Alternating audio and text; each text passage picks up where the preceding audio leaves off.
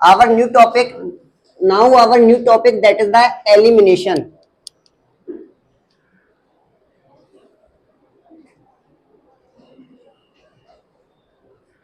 Elimination. After, after completing the topic IV therapy, we are started the new topic, that is the elimination. The topic of the elimination is covered the topics of the, that is the enema, catheterisation, colostomy and the specimen collection. हम यहाँ पर 4 topics को clear करेंगे. यहाँ पर first one हम clear करेंगे यहाँ पर एनीमा, सेकंड वन हम करेंगे यहाँ पर that is the colostomy. Colostomy having the 2 parts, first one colostomy and second one that is the colostomy irrigation. And after that catheterisation and third one that is the sputum और specimen collection, जो कि हमारी exam के अंदर पूछा जाता है. ठीक है, कि हम एलिमिनेशन के अंदर the meaning of the elimination.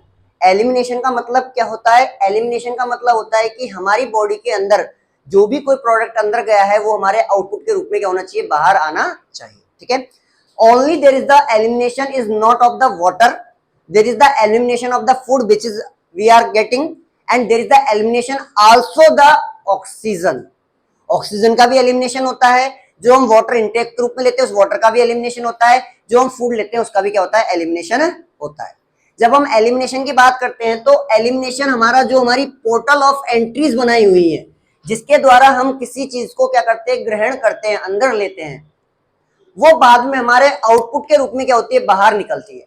जैसे कि through the lungs we are getting the oxygen, but through the lungs we are expel the carbon dioxide.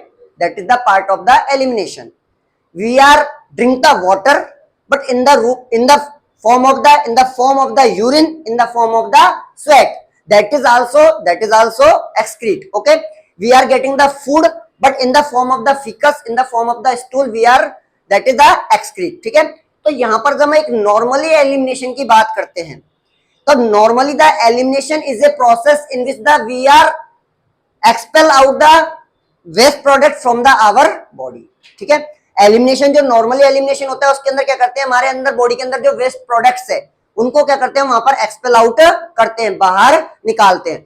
But अगर वो नॉर्मल रिक्वायरमेंट, नॉर्मल तरीके के द्वारा बाहर नहीं आता है तो हम क्या करते हैं? फिर उसको बाहर करने के लिए जो हमारे पास में कुछ मैनेजमेंट बनाए गए हैं, उन मैनेजमेंटों के द्वारा हम क्या करते हैं? उसको बाहर निकालते हैं. आज हम फर्स्ट टॉपिक में आज हम पढ़ेंगे एनीमा के बारे में.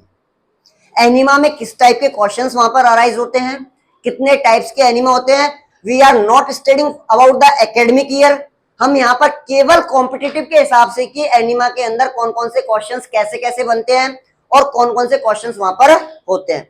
तो सबसे पहले मैं आपसे एक बात यह बताना चाहूंगा, एनीमा पढ़ने से पहले कुछ हमारे पास में terminology related to the elimination. Elimination से रिलेटेड कुछ टर्मिनोलॉजी है. हम यहाँ पर एनीमा के बारे में पढ़ रहे हैं, मतलब that is the faeces elimination. उससे रिलेटेड कुछ टर्मिनोलॉजीज की बात करते हैं. जैसे कि फर्स्ट वन अगर हम बात करते हैं, यहाँ पर दैट इज द इंपेक्शन. एग्जाम में क्वेश्चन आया हुआ है इंपेक्शन. What do you mean by the impection? Please don't write. What do you mean by the impection? Impection से मतलब क्या है? ठीक है, दो हमारे पास में दो टर्मिनोलॉजीज होती है. First one impaction and second one constipation. एक टर्मिनोलॉजी होती है हमारे पास में इंपेक्शन और सेकंड वन होती है हमारे पास में कॉन्स्टिपेशन. दोनों डिफरेंट है. There is the also dryness and the hardness of the stool. There is in the constipation there is the dryness and the hardness of the stool. But in the impection, for the expulsion of the dryness or hardness of stool, there is the we are forcefully straining of the stool. हम क्या करते हैं? forcefully क्या करते हैं? उस stool को पास करना चाहते हैं. But due to the hardness of the stool, due to the dryness of the stool, due to the constipation, that is present into our the lower bowel. हमारी वो लोअर बाउल के अंदर आकर क्या हो जाती है? वहां पर जमा हो जाती है. उसे हम नाम देते हैं दैट इज द इंफेक्शन. पहले कॉन्स्टिपेशन होगा, उसके बाद में क्या होगा? इंफेक्शन होगा. अब देखें यहाँ पर जो हमारा कॉन्स्टिपेशन होता है, वहां पर constipation that is the different type of the constipation. कैसे? जो different type of the constipation की अगर हम बात करते हैं तो वहां पर जो हमारा कॉन्स्टिपेशन होता है वो दो प्रकार से होता है। First one is primary constipation and second one that is the secondary constipation. Primary constipation मैंने बोला यहाँ पर दो टाइप से होता है। First one primary. अब हम बात करें प्राइमरी कॉन्स्टिपेशन की, अगर हम बात करते हैं तो प्राइमरी कॉन्स्टिपेशन का मतलब क्या है? Primary constipation due to the our nutritional food habits. Primary constipation due to the our nutritional food habits. Nutritional food habits कैसे? जैसे कि lack of intake of water, water का कम इंटेक किया गया है। Lack fibre diet, lack fibre diet ली गई है।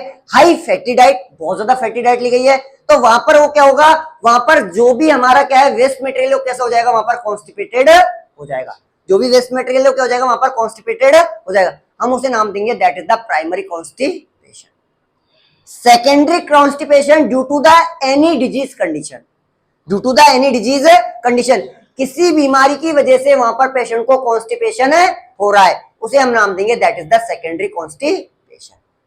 जैसे कि for example whenever the patient is prolonged time on the bed due to the any type of the condition, कोई भी डिजीज कंडीशन, जैसे कि फ्रैक्चर हुआ, पेशेंट बहुत टाइम तक बेड के ऊपर बेड रिडन हो गया है, तो वहां पर पेशेंट को कॉन्स्टिपेशन हो सकता है।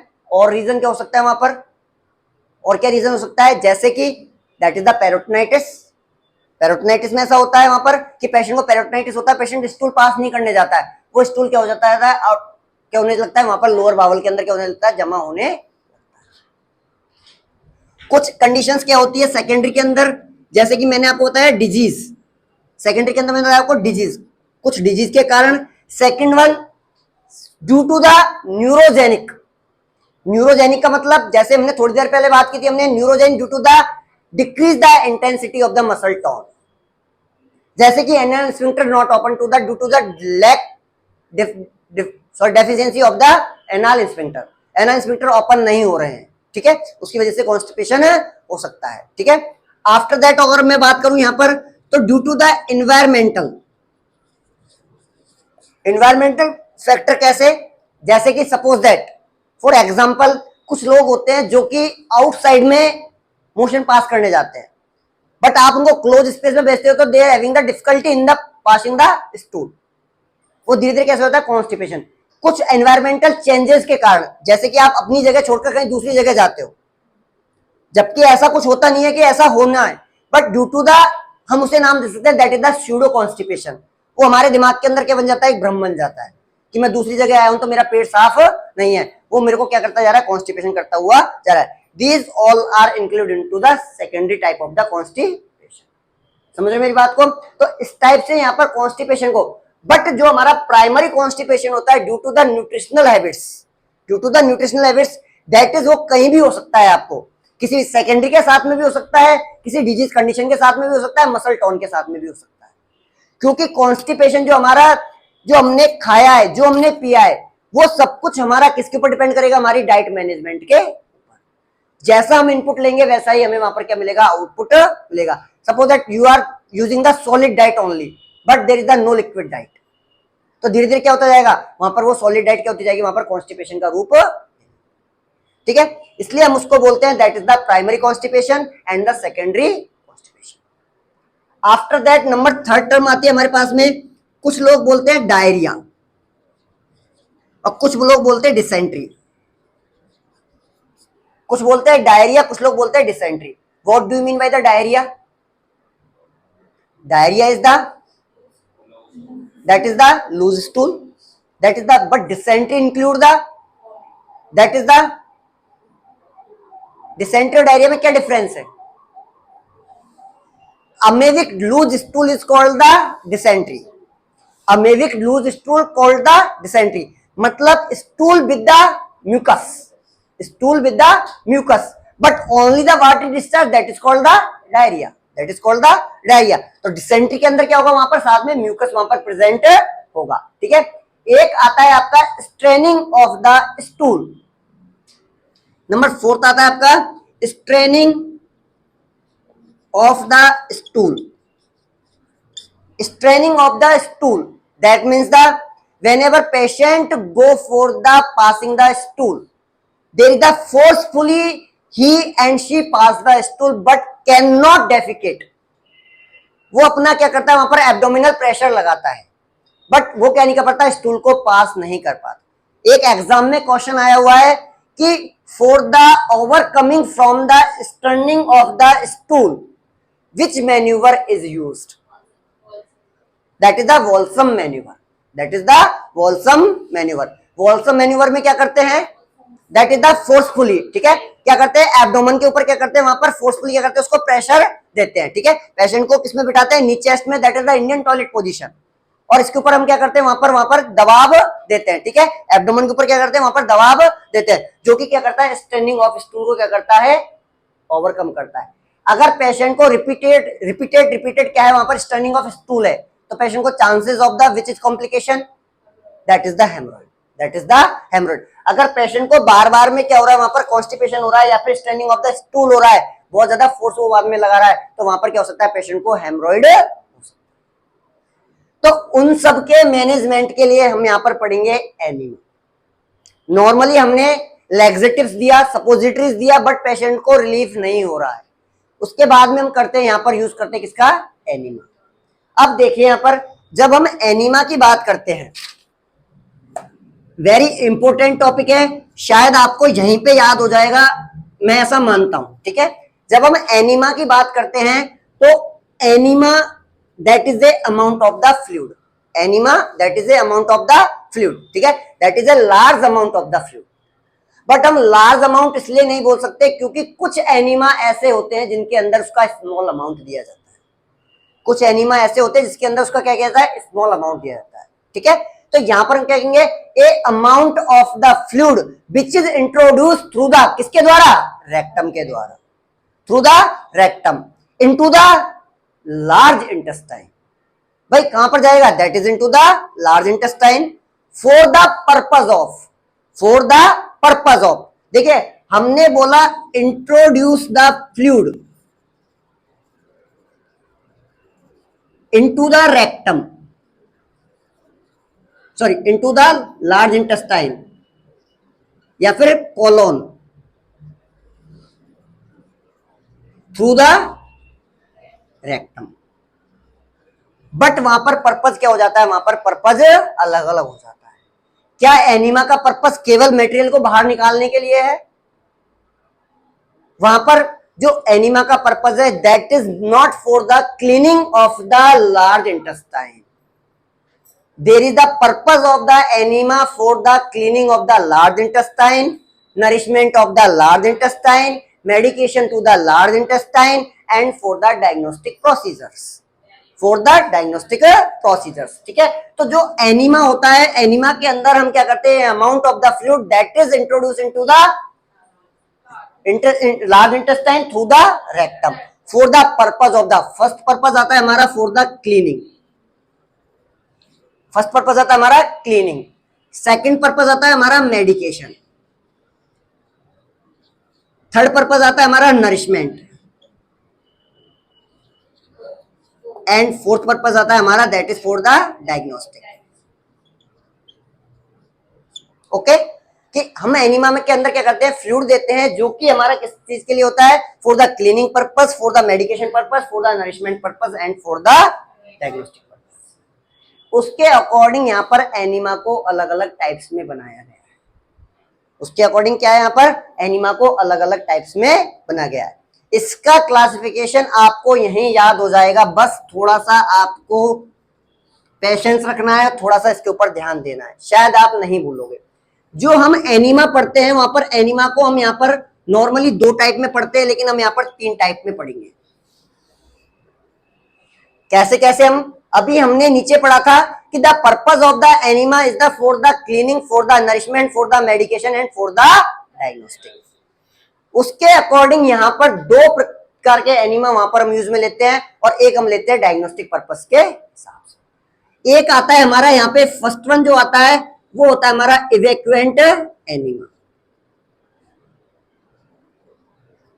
एंड सेकंड वन होता है जो हमारा होता है that is the retained enema.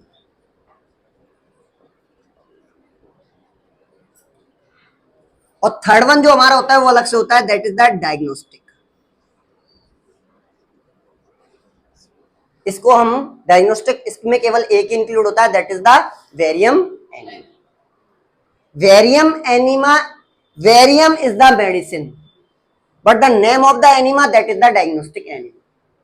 समझ रहे हो, हम उसको वेरियम एनीमा बोलते हैं, barium that is present into the enema fluid, barium that is present into the enema fluid, but उसका नाम है वो क्या है आपका, डायग्नोस्टिक एनीमा। अब फर्स्ट वन मैं बात करूं यहां पर, तो first one evacuant, the meaning of the evacuant मतलब खाली करना। इवैक्यूएट का मतलब क्या होता है, खाली करना। मतलब ये जो एनीमा होगा वो किसके काम आएगा, क्लीनिंग के काम आएगा। ये जो एनीमा होगा किसमें काम आएगा, क्लीनिंग में काम आएगा। किसमें काम आएगा, क्लीनिंग में काम आएगा। ठीक है, तो evacuant enema is now divided into the three types. Evacuant enema that is now divided into the three types. कौन कौन से, फर्स्ट वन आता है हमारा that is the simple evacuant enema, second one medicated,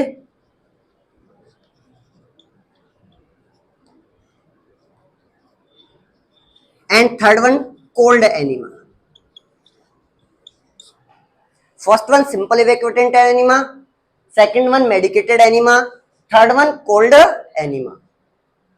देखिए, simple evacuant enema is used for the cleaning purpose.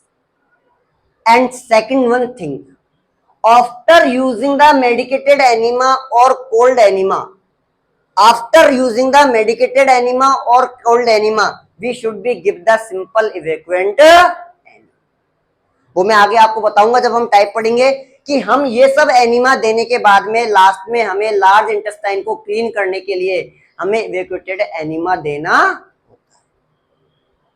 Okay, अब देखिए, simple evacuant enema is used for the cleaning purpose, medicated enema now divided into the different types, and cold enema that is used for the reduce the temperature, reduce the temperature।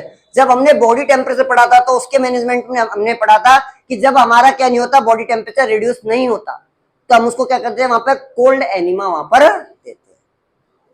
After that the medicated enema that is the important, after the medicated enema that is divided into the 5 types, first, second, third, fourth and fifth। हम इसको कैसे याद करेंगे, यहां पर हम एक term याद करेंगे दैट इज द PACAO, पाको। हम इसको याद करेंगे PACAO, पाको। What is meaning of the PACAO? P for the purgative, A for the anthelmatic, C for the criminative, A for the astringent and O for the oil। हम कैसे याद करेंगे इसको, क्योंकि 5 टाइप इसके अंदर आएंगे और 5 इसके अंदर आएंगे, और हम क्या कर देते हैं, सभी को मिक्स कर देते हैं। हम इसको याद करेंगे पाको से, P for the purgative, A for the anthelmatic, C for the carminative, A for the astringent and O for the oil। purgative, P for purgative, P for peristalsis movement। कैसे याद रखेंगे हम इसको, P for purgative, P for peristalsis movement। Peristalsis movement को improve करने के लिए, peristalsis movement को इंप्रूव करने के लिए हम यूज लेते हैं किसका, purgative enema. A for anthelmintic, and the anthelmintic is derive from the helminthes, मतलब बर्म। हेलमिंथीज हम पढ़ते हैं, वर्म हम पढ़ते हैं, दैट इज फ्रॉम द बर्म, फॉर डिस्ट्रॉय द बर्म इन्फेस्टेशंस। ठीक है, जब पेट के अंदर बर्म इन्फेस्टेशन हो जाता है तो उसको डिस्ट्रॉय करने के लिए हम यूज में लेते हैं, that is the anthelmintic. C for criminative, C for criminative, criminative या फिर इसको हम नाम देते हैं that is the gaseous enema. For distension, जब एब्डोमेन के अंदर क्या होता है, गैस का डिस्टेंशन होता है, तो उसको रिलीव आउट करने के लिए we are using the carminative enema. A for astringent, A for anti-inflammatory, A for astringent, A for anti-inflammatory। ठीक है, that is for the reducing the inflammation, example ulcerative colitis। Example, ulcerative colitis. And last one, that is the oil enema. That is for soften the fecal material. For the soften the fecal material. ठीक है, fecal material को soft करने के लिए. आई बात समझ में नीलम? आई बात समझ में? फर्स्ट वन हमने पढ़ा कि यहाँ पर इवेक्वेंट का मतलब क्या होता है? For the cleaning purpose. Evacuant now divided into the three types. First one, simple evacuant enema. Second one, that is the medicated enema. And third one, that is the cold enema. Okay. तो simple evacuant enema मतलब that is the soap water enema. That is the soap water enema. ठीक है, जो soap water enema होता है वो होता है हमारा simple evacuant enema. ये सब हमें एनिमा दे देंगे, उसके बाद में हमें ये वाला एनिमा देना पड़ेगा. Okay. After that, the medicated enema is now divided into the 5 types. That is the PAPO. P for purgative, A for anthelmintic, C for curative, A for astringent, and O for oil enema. Purgative is used for the induce the peristalsis movement. Anthelmintic for destroy the worm infestations, not infection, worm infestation. C for curative for reducing the gaseous distension. Astringent for the anti-inflammatory agent, and O for that is for the soften the fecal material. Clear? Okay. After that आ जाते हैं हम retained. The meaning of the retained is that is retained into the intestine. That is retained into the intestine. देखिए evacuant का मतलब है हमारा that is the cleaning. हमने इसको दिया, थोड़ी देर रहा और उसके बाद में क्या हो जाएगा? बाहर निकल जाएगा. बट retained क्या होगा? वहां पर रिटेन रहेगा. सम टाइम के लिए क्या रहेगा? वो हमारी लार्ज इंटेस्टाइन के अंदर क्या रहेगा? वहां पर रिटेन रहेगा. तो यहां पर रिटेन एनिमा को भी क्या किया गया है? 5 टाइप्स के अंदर डिवाइड किया गया है. जो रिटेन एनिमा है, रिटेन को भी 5 टाइप्स के अंदर डिवाइड किया गया है. हम इसको नाम याद रखेंगे SANSE, सेंस. हमने इसको पाको के नाम से याद किया, इसको हम नाम देंगे that is the sense. Sense कैसे? S for stimulant, A for anaesthetic, N for nutrition या न्यूट्रिएंट, एस फॉर सेडेटिव और ई फॉर इमोलाइंट. ओके. ये हमें याद करने का तरीका है. कोई ये प्रोटोकॉल बनाया नहीं हुआ है, किसी किताब में नहीं है, मेरा सेल्फ का है कि हम इसको कैसे याद कर सकते हैं. ठीक है. तो फर्स्ट वन हमने देखा stimulant. Whenever the patient is on the shock और कोलैप्स. जब पेशेंट शॉक और कोलैप्स में होता है तो हम क्या करते हैं? पेशेंट को थोड़ा सा वहां पर पेशेंट को शॉक और कोलैप्स से बाहर लाने के लिए नॉर्मली हम ऐसा नहीं देते, लेकिन जब वो नहीं आ पाता है तो हम उसको एनिमा देते हैं. वो हम कौन सा देते हैं, क्या फ्लूइड होता है, वो बाद में उसके बारे में डिस्कस करेंगे. Okay, after the anesthetic for the anesthesia of the lower bowel. Large intestine को अगर कोई भी सर्जरी करनी है और उसको हमें क्या करना है? एनेस्थाइज करना है. After the nutrient for the nourishment of the body का नरिशमेंट नहीं, for the nourishment of the large bowel. जैसे कि मैं बात करूं अल्सरेटिव कोलाइटिस के अंदर कैसी हो जाती है? वो उसकी जो म्यूकस होती है, सिरोसा होती है, वो कैसी हो जाती है? पूरी कैसी जाती है? पेनिट्रेट हो जाती है. ठीक है. तो उसको क्या करना होता है? वहां पर न्यूट्रिएंट देना होता है. उसके लिए हम यूज में लेते हैं nutrient enema. After that sedative enema for the sedation and emollient enema. Emollient का मतलब क्या होता है? इमोलाइंट का मतलब होता है मॉइस्चर. जैसे पेशेंट को जब डायरिया होता है तो उसकी जो लार्ज बाउल की जो क्या है म्यूकोसा है वो कैसी हो जाएगी? वहां पर पूरी इरिटेट हो जाएगी. उसको क्या कैसे करना है? स्मूथ बनाना है. तो इसका मतलब क्या है? For the smoothen the mucus membrane. जो लार्ज इंटेस्टाइन है उसकी म्यूकस मेम्ब्रेन को स्मूथ बनाने के लिए हम किसका यूज करते हैं? वहां पर इमोलाइंट एनिमा का यूज करते हैं. That is the classification of the enema. Again I am द्वारा मैं आपको this the enema, the meaning of the enema that is the introduce of the fluid through the rectum into the large intestine for the purpose of the cleaning, nourishment, nutrition, cleaning, medication, nutrient and the diagnostic purpose. According to that, the enema is divided into the 2 types. First one evacuant enema, second one retained enema. Evacuant enema, the meaning of the evacuant for the cleaning purpose. Now that is divided into the 3 types. First one simple evacuant, second one medicated, and third one cold. Simple evacuant, that is the soap water enema. Medicated, now divided into the 5 types, that is the PACO. First one purgative, second one anthelmatic, third one criminative, fourth one astringent, and last one that is the oil enema. And cold enema, that is not include any type of the fluid, that is only the water. That is only the water. After that, the retained enema, the meaning of the retained, that is retained into the large vowel. ये क्या रहता है, large vowel के अंदर retain होता है. So that is the first one, that is the stimulant. For the stimulant to eradicate the shock and collapse. Shock और collapse से बाहर आने के लिए. Second one, that is the anesthetic for the anesthesia purpose. Third one, that is the nutrient for the nourishment purpose. Fourth one, that is the sedative for the sedation purpose. And last one, that is the emollient, that is for the smoothing the mucous membrane of the large bowel. Large bowel की mucous membrane को smooth करने के लिए. That is the classification of the clear. कोई problem किसी को? Okay, तो that is the classification. अब देखिए जो हमारी एग्जाम के अंदर क्वेश्चन आते हैं वो आपके यहीं पर क्लियर हो जाने चाहिए. आपको आगे सब कुछ इतना पढ़ने की जरूरत नहीं है.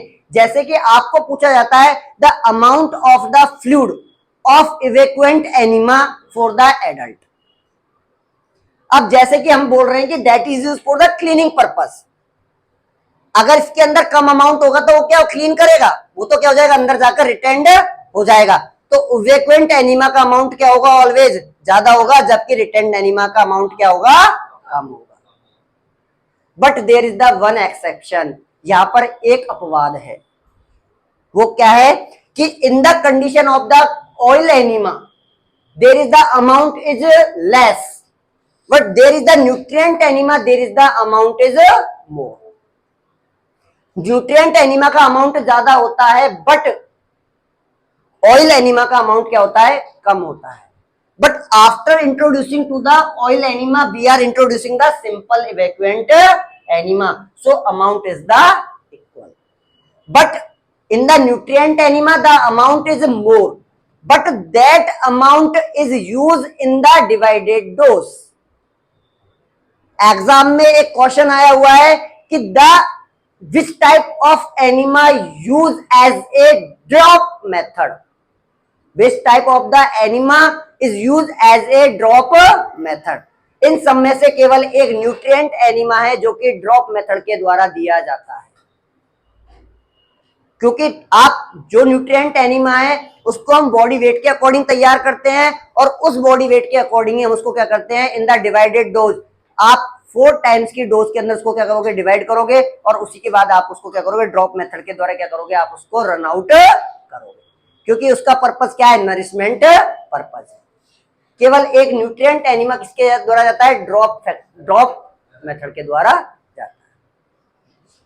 ठीक है, तो that is the classification of the enema. आई बात समझ में यहां तक?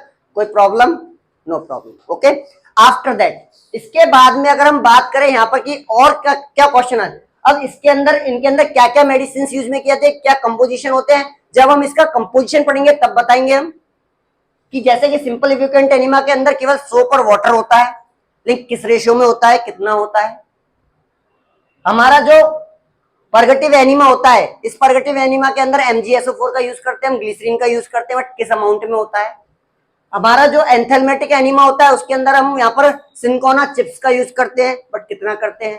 ये सब कुछ जब हम इसका कंपोजिशन पढ़ेंगे तब हम इसको देखेंगे. ठीक है, आफ्टर दैट हम देखते हैं इसके जनरल फैक्टर्स कि कौन कौन से factors related to the both of the enema, retained enema से रिलेटेड और आपका किससे रिलेटेड, इवेक्वेंट एनिमा. जो हमारे एग्जाम में क्वेश्चन आता है वो क्वेश्चन आता है हमारा रेक्टल ट्यूब की साइज. मैं आपको पहले ही बता देता हूं कि अब जो आजकल ट्रेंड में है वो ट्रेंड में है आपका that is the enema pouch. Enema pouch मतलब सोफिस्टिकेटेड, पहले से तैयार होकर आता है, केवल उसके अंदर रेक्टल ट्यूब ऐड आती है और उसके साथ में क्या कर देते हैं, हम पेशेंट को इंट्रोड्यूस कर देते हैं. बट हमें पढ़ना है पुराने टाइम से, जो एनिमा कैन के अंदर फ्लूइड भरते थे, मिक्सचर बनाते थे और उसके बाद में उसको रेक्टल ट्यूब के द्वारा क्या किया जाता था, इंट्रोड्यूस किया जाता था. ठीक है, तो उसके अकॉर्डिंग हम यहाँ पर देखते हैं कि क्या क्या डिफरेंस है. ठीक है, इसके अंदर इवेक्वेंट के अंदर और आपका रिटेंड के अंदर, इवेक्वेंट और रिटेंड के अंदर क्या क्या डिफरेंस है. Okay,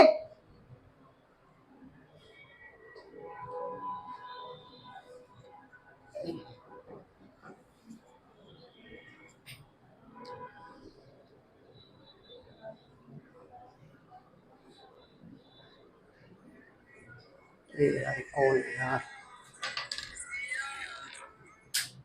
hello hello. देखिए अगर हम बात करते हैं कैरेक्टर में, तो कैरेक्टर के अंदर जो सिमिलर कैरेक्टर है वो कुछ कैरेक्टर है आपके, जैसे कि रेक्टल ट्यूब की size, insertion of the rectal tube, ये सब है। बट जो डिफरेंट कैरेक्टर है, जैसे कि डिफरेंट कैरेक्टर में फर्स्ट वन आता है हमारा amount of solution.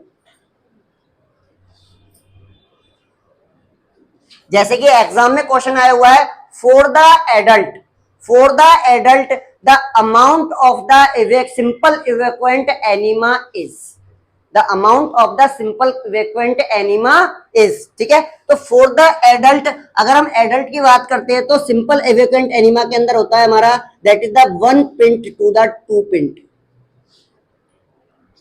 1 pint to the 2 pint, that means that is the 500 ml to 1000 ml, that is the 500 ml to the 1000 ml for the adult। But क्या इतना amount हम return में कर सकते हैं? रिटर्न नहीं कर सकते। So there is the amount that is the amount that is the 150 ml, that is the amount that is the 150 ml। ये एग्जाम में आया हुआ क्वेश्चन है, for the simple evacuant enema the amount of the solution is, for the adult that is the 500 ml to the 1000 ml, 1 point to the 2 point। अगर हम child की बात करते हैं, ये हमने बात करी एडल्ट की, अगर हम चाइल्ड की बात करते हैं तो चाइल्ड के अंदर हो जाएगा हमारा that is the 500 ml to the 750 ml, और अगर हम इन्फेंट की बात करते हैं तो दैट इज द 250 ml। अगर ये हमारा कम होगा तो ये भी क्या होता जाएगा? ऑटोमेटिकली कम होता जाएगा। अगर ये कम हुआ है तो ये भी क्या होता जाएगा? ऑटोमेटिकली कम होता हुआ जाएगा। आगे बात समझ में? ये तो बात हुई अमाउंट की। सेकंड वन बात करते हैं हम टेम्परेचर। टेम्परेचर किसका?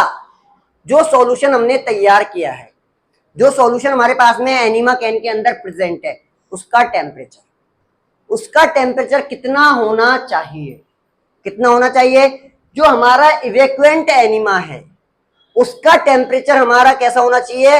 That is temperature from the कितना 100 to 105, that is the 40 degree centigrade to 43 degree centigrade, ठीक है। Temperature that is the 100 degree Fahrenheit to the 105 degree Fahrenheit. But एक यहाँ पर एक्सेप्शन है, कोई बता सकता है कौन सा? कौन सा enema?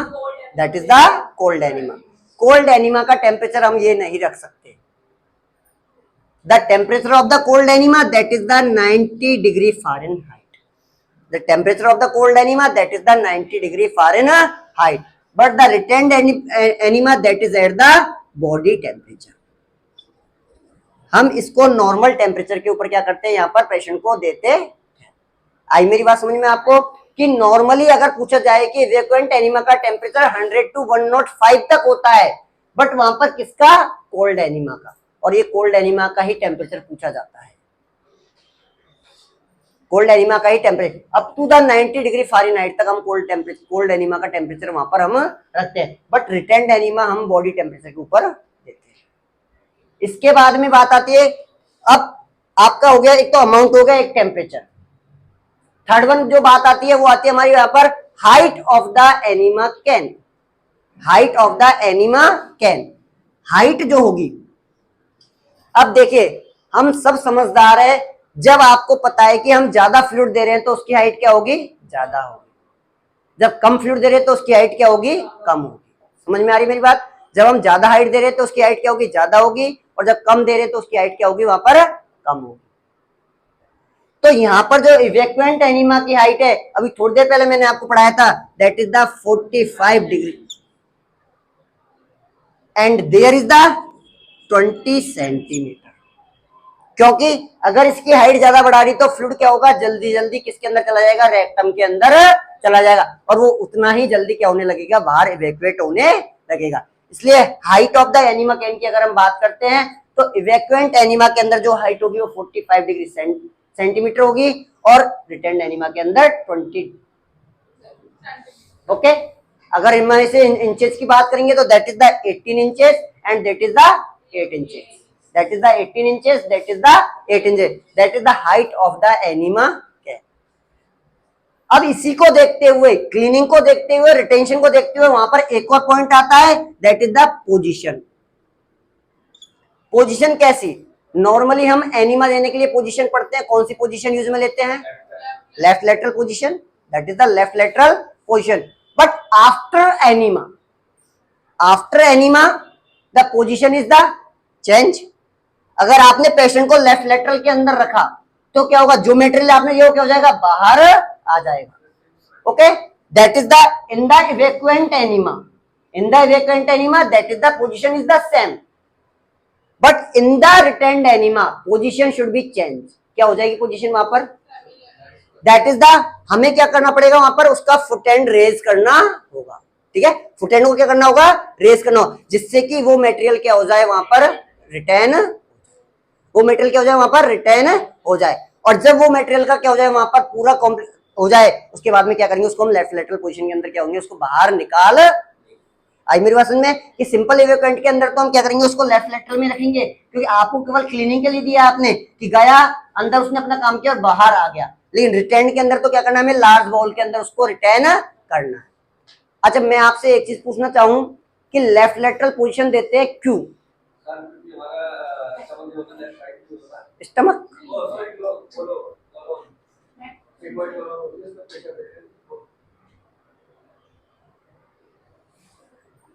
The reason of the left lateral is the, जब हम पेशेंट को लेफ्ट लेटरल में देते हैं तो हमारा जो कॉलोनिक एरिया होता है that is the sigmoid and that is the descending. ये दोनों अगर आपका नीचे की तरफ हुआ तो पुलिंग ऑफ द मेडिसिन होगी और वो बाहर आ जाएगी। जब लेफ्ट में देंगे तो ये ऊपर की तरफ उठ के आ जाएगा आपका। तो fluid that is goes into the symmetrical into the colonic area, इसलिए हम देते हैं उसको that is the left lateral position. Okay, तो in the condition of the simple evacuant enema the position that is the same as the enema position, but in this condition there is the raise the foot end. हमें क्या करना है? Foot and को क्या कर देना? वहां पर रेज कर देना है। उसके अकॉर्डिंग क्या हो जाएगा? टाइम ड्यूरेशन भी क्या हो जाएगी? वहां पर बढ़ जाएगी। उसके अकॉर्डिंग क्या होगी? टाइम ड्यूरेशन भी क्या हो जाएगी? वहां पर बढ़ जाएगी। That is for the 1 to 3 minutes, simple evacuant that is for the 1 to 3 minutes, but that is for the 1 to 3 hours, that is for the 1 to 3 hours. 3 घंटे तक भी क्या हो सकता है? ये वहां पर अंदर रिटेन हो सकता है, जैसे कि सेडेटिव एनिमा के अंदर होता है। जो सेडेटिव एनिमा के अंदर हम पैरा ब्रोमो एल्डिहाइड जो यूज में लेते हैं वो 3 घंटे के अंदर जाकर ही एब्जॉर्ब होता है। जो वहां पर एवर्टिन यूज टैबलेट यूज में लेते हैं वो धीरे धीरे जाके क्या होते हैं? वहां पर एब्जॉर्ब होती है, इसलिए उसका टाइम जो होता है that is the 1 to 3 hours. The time of the retained enema that is the 1 to 3 hours. ये तो हुए इसके सिमिलर कुछ डिफरेंशिएट पॉइंट। आई बात समझ में? फर्स्ट वन अमाउंट, इसके अंदर मोर अमाउंट होगा, इसके अंदर लेजर अमाउंट होगा। केवल एक्सेप्शन क्या है? इसके अंदर जो ऑयल एनिमा है उसका अमाउंट होता है that is the 90 ml, that is the 90 ml। और इधर जो रिटेंड एनिमा के अंदर जो अमाउंट होता है किसका? न्यूट्रिएंट एनिमा का, उसका अमाउंट क्या होता है? ज्यादा होता है, approx to the 1200 ml, but that amount is divided into the dose and enema always run into the drop method. After that बात करते हैं हम टेम्परेचर की बात करते हैं, that is at the 100 degree to 105 degree Fahrenheit and that is at the body temperature. अगर हम बात करते हैं यहाँ पर हाइट की बात करते हैं तो that is the height of the enema can from the anus 45 centimetre, there is the 20 centimetre. अगर हम बात करते हैं रिटेंशन टाइम की बात करते हैं that is for the 1 to 3 minutes and that is for the 1 to 3 hours. These are the differentiate point from that. अब कुछ पॉइंट सिमिलर होते हैं, जैसे कि size of the rectal tube. जो रेक्टल ट्यूब हम अंदर इंसर्ट करते हैं किसको? पेशेंट को, उस रेक्टल ट्यूब का साइज और कितनी हमें साइज इंसर्ट करनी है, कितनी जेली हमें इंसर्ट करनी है, कौन सी जेली हम वहां पर यूज में लेते हैं। जैसे size of the rectal tube की अगर मैं बात करता हूं तो size of the rectal tube के अंदर आती है हमारी कि फॉर द एडल्ट, जैसे जैसे एज ग्रुप बढ़ता हुआ जाएगा रेक्टल ट्यूब की साइज क्या होती जाएगी? वहां पर बढ़ती हुई जाएगी। जैसे कि एडल्ट के लिए हम यूज में लेते हैं that is the 14 French to the 18 French, 14 French to the 18 French. उसके बाद में साइज क्या होती जाएगी? कम होती जाएगी। 1 French equal to the how many mm? 1 French equal to the how many mm? 1/3 mm, 1/3 mm, 3 French equal to the 1 mm, 3 French equal to the 1 mm। तो rectal tube की साइज क्या होती जाएगी, जैसे जैसे, जैसे कि एडल्ट के अंदर हम लेते हैं 14 to 18 French, चाइल्ड के अंदर क्या हो जाएगी, और भी कम हो जाएगी, that is the 12 to 14 French, और इन्फेंट के अंदर क्या हो जाएगी, और भी कम हो जाएगी, that is the 8 to 10 French। दोनों के अंदर सेम रहेगी, बट ये क्या रहेगी, दोनों के अंदर सेम रहेगी। ऐसा नहीं कि सिंपल एविकेंट के अंदर ज्यादा रहेगी और इसके अंदर कम रहेगी। ये तो क्या है आपकी device, device not be change, device change नहीं होगी, जो उसको देने का तरीका है वो क्या हो जाएगा, वहां पर चेंज हो जाएगा। अब अगर मैं इंसर्शन की बात करता हूं तो इंसर्शन के लिए यूज में लेते हैं हम यहाँ पर water soluble jelly, that is the xylocaine jelly. Water soluble jelly use में लेंगे हम, कितना, जितना हम इंसर्ट कर रहे हैं, जैसे कि हम जब 14 फ्रेंच की ट्यूब को लेते हैं तो हम इसको कितना 5.75 इंच क्या करते हैं, उसको इंसर्ट करते हैं। अब वो जो साइज है वो किसके अकॉर्डिंग रहेगी, पेशेंट की हाइट के अकॉर्डिंग रहेगी, नॉट टू द हेल्थ, मतलब not to the weight. Patient की हाइट कितनी है उस हिसाब से क्या होगी, उसके अंदर लार्ज इंटेस्टाइन का डायमीटर वहां पर क्या करेगा, डिसाइड। जैसे जैसे उम्र क्या होती जाएगी, कम होती जाएगी, उसकी साइज क्या होती जाएगी, वहां पर कम होती हुई। आई बात समझ में यहां तक, कोई प्रॉब्लम?